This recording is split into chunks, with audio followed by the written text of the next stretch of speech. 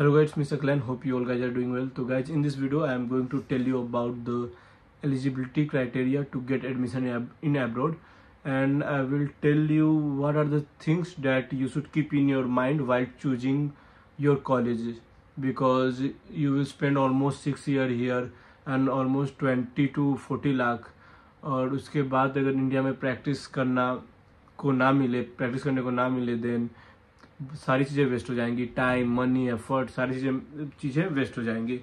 सो बहुत ही इम्पोर्टेंट है कि आप किस कॉलेज को चूज कर रहे हैं और एडमिशन कैसे ले रहे हैं, क्योंकि एडमिशन तो इजी है, एजेंसी ऐसे ही एडमिशन करा देगी आपको और आप कॉलेज भी क्लियर कर लेंगे, कॉलेज भी सही रहेगी। बट ये है कि इंडिया में आप प्रैक्टिस कर पाएंगे कि नहीं, ये बहुत ही इम्पोर्टेंट चीज़ है।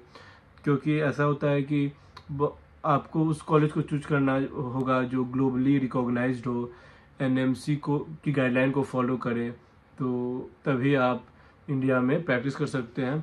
नहीं तो अगर आप रशिया में कोई एग्जांपल ये लीजिए कि रशिया में कोई कॉलेज में एडमिशन ले लिए और कोई एनएमसी गाइडलाइन को आप फॉलो नहीं कर रहे या फिर कॉलेज फॉलो नहीं कर रहा है, देन आप पास तो कर जाएंगे और रशिया में प्रैक्टिस भी कर सकते हैं, बट इंडिया में अलाउ नहीं होगा, तो ये प्रॉब्लम हो सकती है। तो आप जब चूज करें कॉलेज तो ध्यान रखें, बाकी आप भी एनएमसी गाइडलाइन को फॉलो करें, क्योंकि जो एलिजिबिलिटी क्राइटेरिया है वो ये कहती है कि age should be more than 17 years, पहली ये हो गई। फिर सेकेंड जो कि मोस्ट इम्पॉर्टेंट है वो है कि नीट मस्ट बी क्वालिफाइड।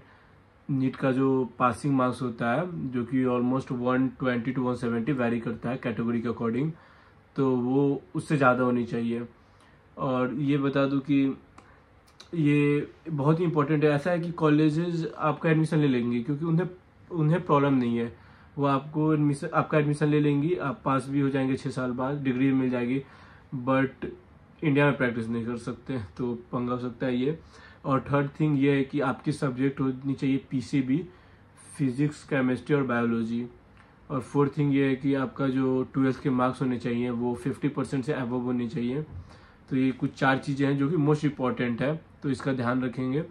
बाकी कॉलेज के बारे में तो बता ही दिया हूँ कि ग्लोबली रिकॉग्नाइज्ड होनी चाहिए और एनएमसी गाइडलाइन को भी फॉलो करनी चाहिए, जिसमें ये है कि आपकी जो कॉलेज है वो फुल्ली इंग्लिश मीडियम होनी चाहिए। फुल्ली मीन्स कि बाईलिंगुअल या फिर और कुछ नहीं होनी चाहिए। वैसे बता दूं कि बाईलिंगुअल ऐसा है कि कुछ ईयर्स तक इंग्लिश में, बाकी उसके बाद रशियन में पढ़ाई होती है। और गाइज ये बता दूं मैं कि रशियन तो हमें भी पढ़ाई होती है, बट एज ए सब्जेक्ट पढ़ाई होती है। जो अपने मेडिकल सब्जेक्ट्स हैं वो सारे इंग्लिश में ही होती हैं, तो कोई प्रॉब्लम है नहीं, तो ऐसी है। और कॉलेज के बारे में ये बता दूं कि बहुत सारे स्टूडेंट को ये डाउट होती है कि आप केमिस्ट्री भी पढ़नी है क्या, फिजिक्स भी पढ़नी है क्या। तो ये बता दूं कि हमारे यहाँ नॉन मेडिकल सब्जेक्ट्स भी बहुत सारे मीन्स लैटिन भी पढ़नी होती है, बायोस्टैट्स, बायोफिजिक्स, केमिस्ट्री, बहुत सारी चीज़ें हैं, बट वो बहुत ही लाइट वे में होती है। अब ऐसा है कि अगर आप रेगुलर क्लास भी जा रहे हैं, अटेंडेंस भी आपकी है, तब भी आप पास कर जाएंगे, तो कुछ ज़्यादा एफर्ट लगाना नहीं है, नीड नहीं है उसमें, तो वो ईजी सब्जेक्ट्स हैं और बस आप रेगुलर क्लास जाकर भी पास कर सकते हैं।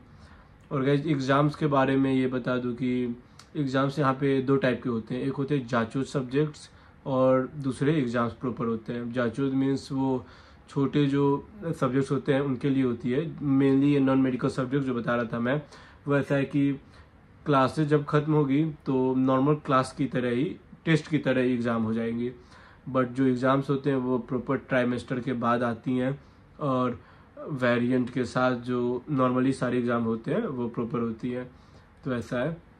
तो नॉन मेडिकल जो जाचो सब्जेक्ट्स ही हैं।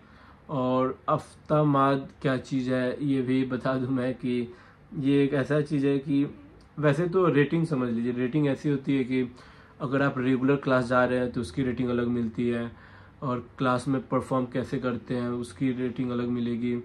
क्लास में छोटे मोटे टेस्ट होंगे उनके मार्क्स, प्लस वीकली या फिर एक टॉपिक प्रॉपर खत्म होगा तो एक मॉड्यूल बोलते हैं, तो उसके मार्क्स, सारे मार्क्स जोड़कर एग्ज़ाम से पहले रेटिंग बनती है। तो ऑलमोस्ट 35 प्लस होनी चाहिए वो रेटिंग। अगर वो रेटिंग 35 से कम है देन आपको अतरा बोध का, इट मीन्स अलग से टीचर से टाइम लेके वो क्लियर करनी होगी, तभी आप एलिजिबल एग्ज़ाम देने के लिए।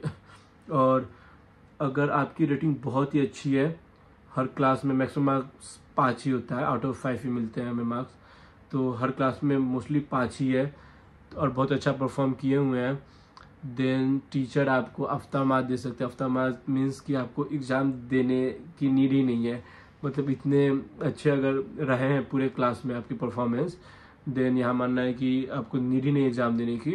बस एक जासूस बुक होती है, जासूस बुक मीन्स हमारा रिपोर्ट कार्ड, जिसमें टीचर डायरेक्ट पास लिख देगा और मार्क्स दे देगा। तो ऐसा है, तो ये हफ्ता भी काफ़ी अच्छी चीज़ है।